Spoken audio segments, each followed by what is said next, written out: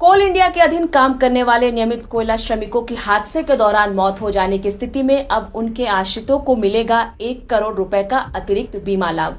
वहीं दूसरी तरफ हम ठेका श्रमिकों की अगर बात करें तो उनके आश्रितों को 40 लाख रुपए का मुआवजा मिलेगा। इतना ही नहीं, कोल इंडिया कर्मियों के लिए कोविड के समय लागू एक्स ग्रेशिया की राशि को बढ़ाकर 15 लाख से 25 लाख रुपए कर दिया गया है। कोयला मंत्री जी किशन रेड्डी ने शुक्रवार को रांची में इसकी घोषणा की। उन्होंने कहा कि यह व्यवस्था विश्वकर्मा पूजा के दिन यानी कि 17 सितंबर से लागू हो जाएगी। इसके अलावा कोयला खदानों में ड्रेस कोड भी लागू होने की जानकारी साझा की गई।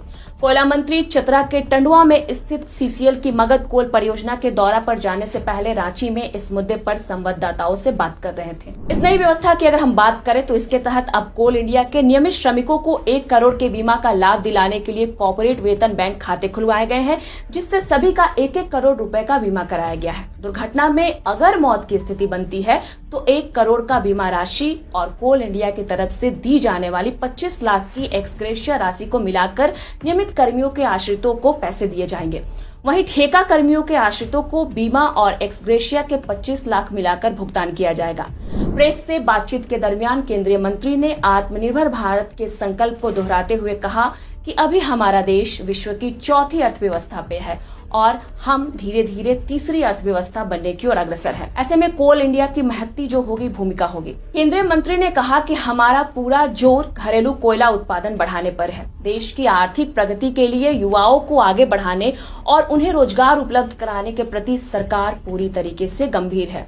मंत्री का कहना है कि कोयला सेक्टर में आयात घटाने और घरेलू उत्पादन बढ़ाने पर पूरी तरीके से जोर दिया जा रहा है। कोयला मंत्री ने यह भी कहा कि पिछले साल आयात कम करके करीब 60,000 करोड़ विदेशी मुद्रा की बचत की गई है। हालांकि कुछ कंपनियां कोयले की आयात कर रही है, खासकर स्टील कंपनियां। इसी तरह स्टील प्रोडक्शन बढ़ाने के लिए लौह अयस्क और कुकिंग कोल चाहिए। ठीक वैसे ही सीमेंट प्रोडक्शन की अगर हम बात करें तो उसको बढ़ाने के लिए लाइमस्टोन का प्रोडक्शन बढ़ाना होगा, साथ ही साथ कोयला प्रोडक्शन को भी बढ़ाना होगा।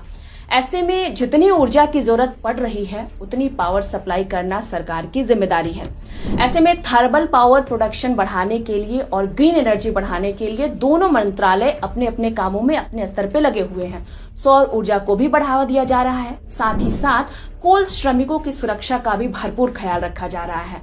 फिलहाल इस खबर में इतना ही। नई अपडेट्स मैं करूंगी साझा। आप देखते रहिए द फोर्थ पिलर। मैं थी आपके साथ सृष्टि।